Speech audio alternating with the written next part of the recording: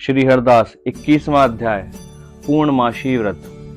सनत कुमार ने भगवान शंकर से पूछा, हे प्रभु, आप मुझे पूर्णमासी की विधि बताने की कृपा करें। भगवान शिव जी बोले, हे तात, श्रावण शुक्ल पूर्णिमा को वेदो सर्जन उपाकर्म होता है या फिर पौष माह की पूर्णिमा को यह उपाकर्म किया जाता है।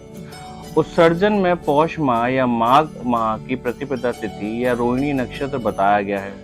दूसरा समय अपनी अपनी शाखा के अनुसार उत्सर्जन तथा उपाकर्मा दोनों एक ही समय करना उत्तम कहे गए हैं। इसलिए श्रावण मास पूर्णिमा के दिन उत्सर्जन उचित है तथा बृहच सखार्थी उपाकर्म में श्रावण नक्षत्र उचित है। अंततः चतुर्दशी, पूर्णमासी या फिर प्रतिपदा तिथि के दिनों में जिस दिन श्रावण नक्षत्र हो उसी दिन ऋग्वेदी का उपाकर्म होता है। यजुर्वेदियों का उपाकर्म पूर्णिमा में तथा सामवेदियों का उपाकर्म हस्त नक्षत्र में होता है। उपाकर्म गुरु और शुक्लाष्ट नक्षत्र में भी हो सकता है। गुरु तथा शुक्लाष्ट नक्षत्र में पहले उपाकर्म का शुभारंभ ना करें, यह शास्त्रों का कथन है। ग्रहण तथा संक्रांति आदि योग या दुष्ट समय आ जाने पर उपाकर्म दूसरे काल में करें। हस्त युक्त पंचमी या भाद्रपद पूर्णिमा के दिन अपने अपने ग्रह सूत्र के अनुसार उत्सर्जन उपाकर्म करें।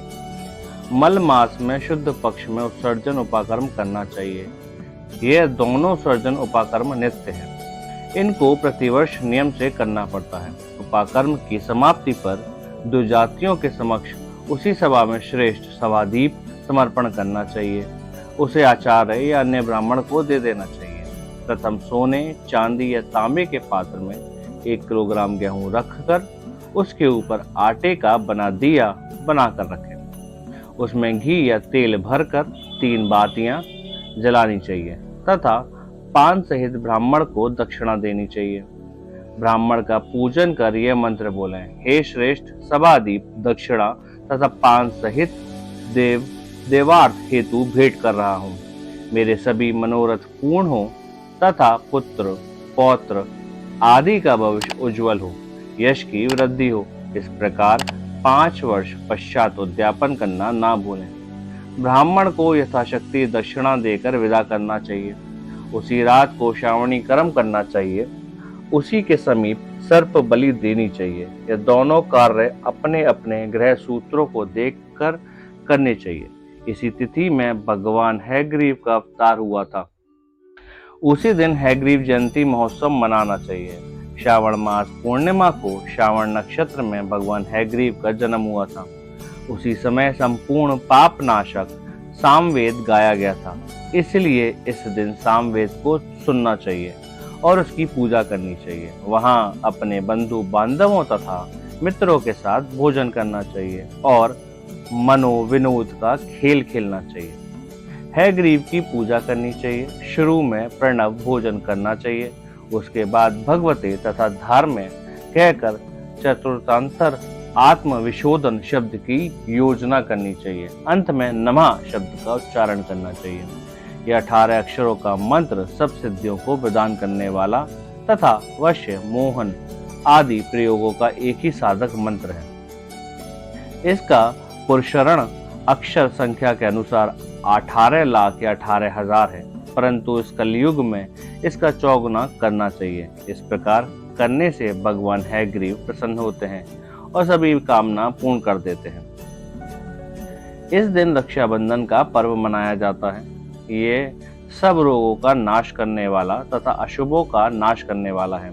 हे सनत कुमार, इसके विषय में मैं तुम्हें पुराना इतिहास सुनाता हूँ। पहले इंद्राणी ने इंद्र की जय के लिए इसे किया था। पुराने समय में देव और असुरों में संग्राम छिड़ गया था जो 12 वर्ष तक चला। इंद्राणी ने उसी समय इंद्र को थका जानकर कहा, हे देव, आज चतुर्दशी है। कल सुबह मैं रक्षाबंधन करूंगी, जिसके करने से आप अजय हो जाएंगे। इतना कहकर इंद्राणी ने पूर्णिमा के दिन मंगल आदि कर हर्ष देने वाली रक्षा को इंद्र के दाहिने हाथ में बांध दिया। इंद्र ने रक्षा बंधवाकर ब्राह्मणों के साथ स्वस्ति वाचन किया और इसके बाद असुर सेना पर आक्रमण कर दिया। देखते ही देखते इंद्र ने बलशाली असुरों पर विजय प्राप्त कर ली। भगवान भोलेनाथ बोले, हे सनत कुमार, श्रावण मास की पूर्णिमा के दिन मनुष्य को प्रातःकाल श्रुति स्मृति विधान द्वारा स्नान करना चाहिए। संध्या जप आदि करके पितृ देवता और ऋषि तर्पण करना चाहिए।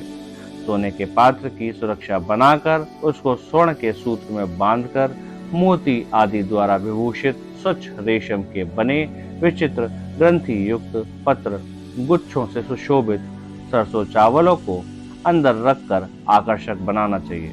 वह कलश रखकर उसके ऊपर पूर्ण पात्र में रक्षा रखनी चाहिए।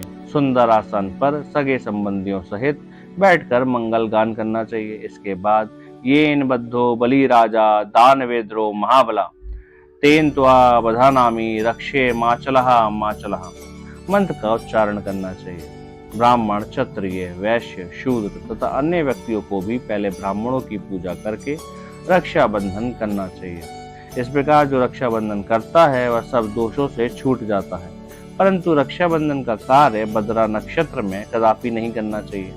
भद्रा नक्षत्र में इसको करने से विपरीत फल प्राप्त होता है। इस प्रकार श्री स्कंद पुराण के अंतर्गत ईश्वर सनत कुमार संवाद में श्रावण मास महात्म्य में पूर्णमासी व्रत नामक 21वां अध्याय पूर्ण हुआ।